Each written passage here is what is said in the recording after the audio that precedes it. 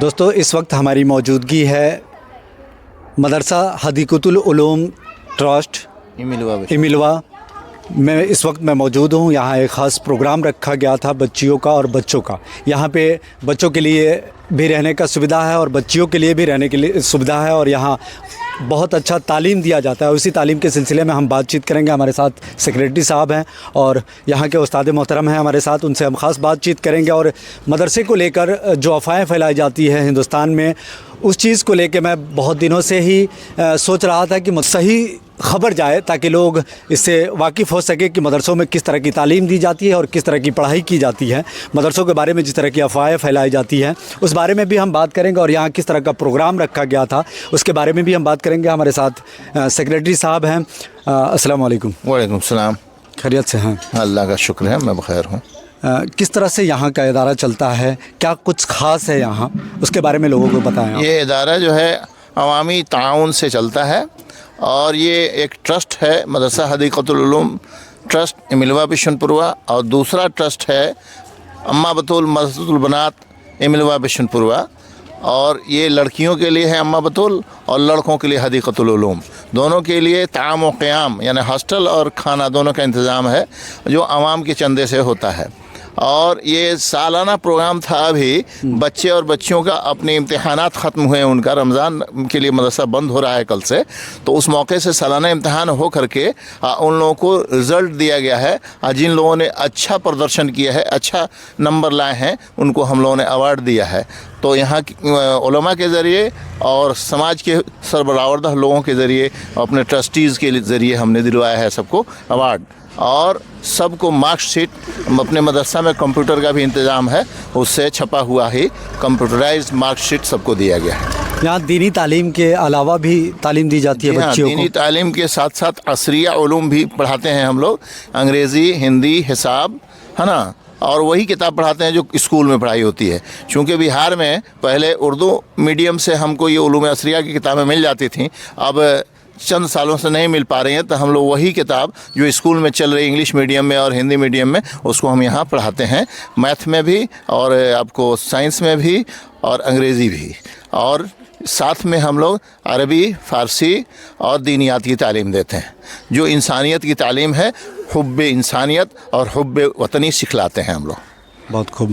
جمال بھائی ہیں ہمارے ساتھ, یہاں کے استاد محترم ہیں, ان سے بھی ہم بات چیت کریں گے کہ کس طرح کی بچوں کو اور بچیوں کو تعلیم دی جاتی ہے اور کیا کچھ سندیش ان لوگوں کے لیے, خاص طور پہ میں کہوں گا جو لوگ آج ہندوستان کے اندر مدرسہ کو جس طرح سے پریزنٹ کر رہے ہیں, جس طرح سے دہشت گرد بتایا جاتا ہے مدرسے کو, اس کے بارے میں کیا خیال ہے آپ کے, اور یہاں کے بارے میں پہلے آپ بچوں کے بارے میں بتائیں. السلام علیکم ورحمۃ اللہ وبرکاتہ. آپ کا بہت بہت شکریہ کہ آپ تشریف لائے ہمارے مدرسہ میں لوگوں کو پیغام پہنچانے کے لیے اپنے نیوز سے.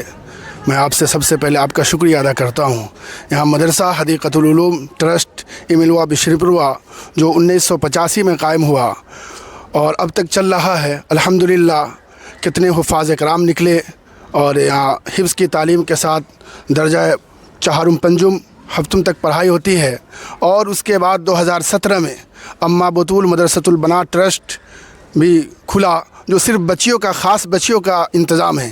یہاں ہمارے پاس 10 معلمات ہے, جو 4 معلمات عالمہ فاضلہ ہے جو عالمہ تک پڑھائی ہوتی ہے, اور 2 ٹیچر ہے جو میتھ, انگلش, اور 1 ٹیچر اعظم گڑھ سے جو ہیڈ معلمہ ہے جو کمپیوٹر کی ٹیچر ہے, جو یہاں ہاسٹل میں تمام بچیوں کے ساتھ رہتی ہے, تربیت اور علم کے ساتھ ساتھ تربیت بھی نمازتی ہے. اور آج سالانہ پروگرام تھا, جیسے ہمارے سیکریٹری صاحب فرمائے کہ ہر سال جو بچے رزلٹ لاتے ہیں, اچھا مارکس لاتے ہیں, اس کو ایوارڈ سے نوازا جاتا ہے.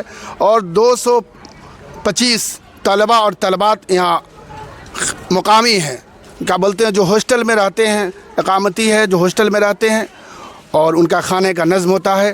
اور حدیقۃ العلوم میں 8 اساتذہ ہیں جو بچوں کو حفظ کی تعلیم اور درجہ اطفال اور دینیات دوم تک کا تعلیم حدیقۃ العلوم میں بھی ہوتی ہے. الحمدللہ 18 اساتذہ ہے اور 8 کا بولتے ہیں غیر ملازمین ہیں جو خدمت کرتے ہیں مدرسہ کا. الحمدللہ یہ مدرسہ 1985 کے بعد 2017 میں جو اماں بطول کھلا ہے, ट्रस्ट जो उसमें बच्ची का और बच्चों का दोनों नस्ल में अलग अलग है, अलग अलग हॉस्टल है, अलग अलग रहने का इंतज़ाम है। चंपारण में बहुत ऐसे इदारे हैं जो लड़कियों का चलते हैं, लेकिन यहाँ ख़ास बात यह है कि हमारे यहाँ लड़कियों में सिर्फ लेडीज़ मुअल्लिमात है, उसमें जेंट्स का ताल्लुक़ नहीं है, आने जाने का कोई रफ्त नहीं है। वो लेडीज़ जो 10 है उनके तरबियत और तालीम से आरास्ता कराती है, जो रोशनी डालती है। आज जिस तरह से देश में मदरसे को लेकर, मदरसे के बारे में जिस तरह से अफवाहें फैलाई जा रही हैं, उसके बारे में क्या कहना है आपका? ये सब गलत अफवाहें लोग फैलाते हैं। अगर जिनको वाकई देखना है, तहकीक करना है, तो मदरसे में आके देखें। टूटी हुई चिटाई पर बैठकर कितने बड़े बड़े ओहदे पर हमारे हुफाज कराम और कारी और उलमाए कराम जो मुहद्दिसीन जो निकलते हैं, जो अमन और शांति का संदेश देते हैं दुनिया में, कि इस्लाम में प्यार और मोहब्बत के साथ, भाईचारी के साथ ज़िंदगी गुजारे, हर एक दुख सुख में सबके साथ शरीक हो, प्यार मोहब्बत के साथ, इसका पैगाम देते हैं मदारिस के अंदर। सही सुना आपने। इनका कहना है कि यहाँ पे जो तालीम दी जाती है, दीनी और दुनियावी तालीम दोनों दी जाती है। बच्चे और बच्चियों के लिए ख़ास इंतज़ामात हैं यहाँ पे, बच्चियों के लिए अलग हॉस्टल है। बहुत सारी बातें जो आपने सुना, बखूबी हम लोग आके यहाँ देखे और इस चीज़ को आप तक पहुँचा रहे हैं। आपका क्या ख़्याल है, ये ज़रूर बताइएगा।